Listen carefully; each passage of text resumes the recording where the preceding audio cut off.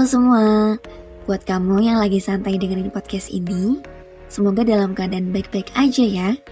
Dan selamat datang kembali di Telekom Podcast.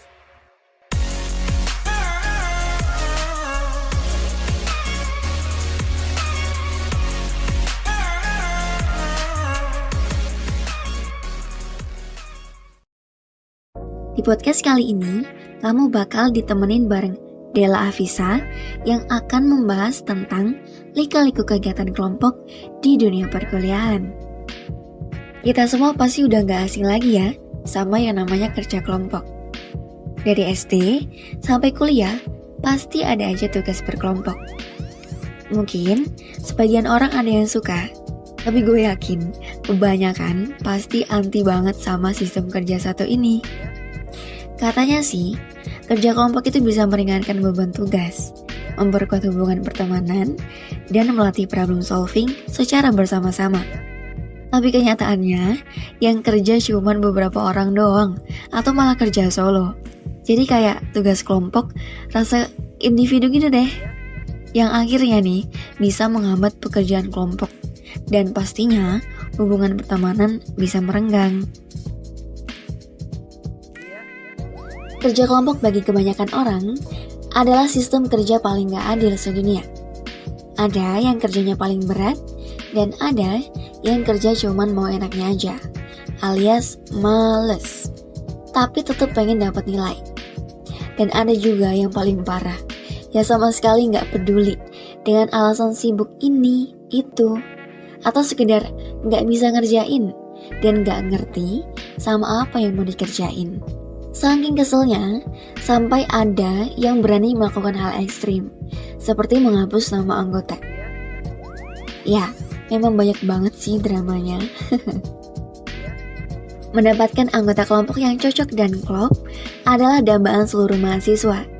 Bekerja dengan teman dekat, membuat pekerjaan lebih mudah dan semangat mengerjakan. Karena adanya kenyamanan yang paling utama. Tapi bukan berarti ketika kita dipertemukan dengan teman yang tidak dekat, kita jadi males atau bahkan gak mood. Justru itu sebagai cara kita untuk mengenal karakter teman yang belum kita ketahui sebelumnya. Nah, hal inilah yang paling gue suka, karena dari kerja kelompok kita bisa kenal dengan teman baru. Menyesuaikan dengan situasi saat ini, kerja kelompok yang dulunya dilakukan secara offline berubah menjadi online. Dan pastinya ada beberapa perbedaan serta kesamaan di antara keduanya. Hal yang paling ngeselin dari kerja kelompok offline adalah ketika pengen kumpul tapi banyak yang gak bisa hadir, dengan berbagai macam alasan tentunya. Bisa hadir tapi datanya ngaret. Hadir semua tapi 80% main-main, gosip, dan pesan makan. Baru deh 20% lagi bagi tugas dan kerja. Terus gak selesai, ujung-ujungnya dilanjut lewat grup chat. Buang-buang waktu bukan? Sedangkan kerja kelompok online, hal yang paling ngeselin adalah ketika kita dipertemukan dengan anggota kelompok yang tidak antusias mengerjakan tugas. Maka dari itu, apresiasi nih setinggi-tingginya untuk mahasiswa yang punya inisiatif membuat grup dan mengingatkan tugas. Karena kalian adalah pahlawan sesungguhnya. Sudah ada orang yang niat, tapi sayangnya anggota lain malah slow respon. Yang balas chat dalam waktu berjam-jam juga ada. Atau bahkan keesokan harinya sampai harus di chat personal dulu deh, baru mau balas, alias tukang ghosting. Hal itu pastinya akan merepotkan anggota kelompok lainnya nih, dan juga menghambat pekerjaan kelompok. Udah dekat deadline tapi tugas bagian ada yang belum selesai. Alhasil keteteran saat mau presentasi. Kegiatan yang serba online sangat mengaburkan kehidupan orang lain. Kita gak pernah tahu keadaan mereka sebenarnya gimana. Mungkin hanya bisa lihat teman-teman saat ada kelas di Zoom. Itu pun kalau on cam. Hal ini pun sering banget dimanfaatkan untuk gak ngerjain tugas kelompok oleh beberapa orang. Contohnya, ketika lo sengaja nongkrong, padahal ada tugas kelompok, lalu izin dengan alasan acara keluarga, tapi lo lupa hide story dari temen sekelompok lo yang lain. Wah, itu keterlaluan banget sih. Tapi, ngomong-ngomong soal kerja kelompok, Ada satu kegiatan yang hampir mirip, yaitu kepanitiaan. Kepanitiaan adalah kegiatan paling seru di luar perkuliahan, apalagi kalau offline. Walaupun sama-sama kerja berkelompok, menurut gue kepanitiaan itu anggotanya lebih mau kerja keras untuk mencapai suatu tujuan. Dengan adanya pemimpin atau sang koordinator dan pembagian job desk yang jelas, membuat kepanitiaan lebih solid dibandingkan kerja kelompok biasa.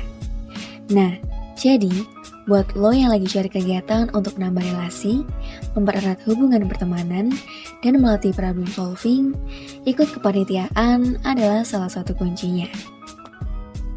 Namun, ada hal yang sangat disayangkan dari kegiatan kepanitiaan, adalah ketika sebagian mahasiswa mengagungkan kegiatan ini, sampai dia terlena dengan tugas-tugas kuliahnya. Maka dari itu, penting banget untuk kita belajar mengatur waktu agar seimbang antara tugas kuliah dan juga organisasi. Jadi, jangan menjadikan ikut kepanitiaan sebagai alasan ya untuk tidak bekerja kelompok. Tapi, ada satu hal yang menurut gue paling menarik tentang kepanitiaan, yaitu cinlok alias cinta lokasi. Siapa nih yang pernah jatuh cinta sesama divisi atau divisi lain? Ya, komunikasi dan pertemuan yang intens cukup mampu meluluhkan hati bagi sebagian orang. Mungkin dari cara bertindak atau cara berbicara seseorang mampu membuat orang lain kagum setengah mati. Kayak lagunya Ed Sheeran, How People Fall in Love in Mysterious Ways. Ya, setiap orang pasti punya versi jatuh cintanya masing-masing, bahkan dari hal-hal yang gak biasa.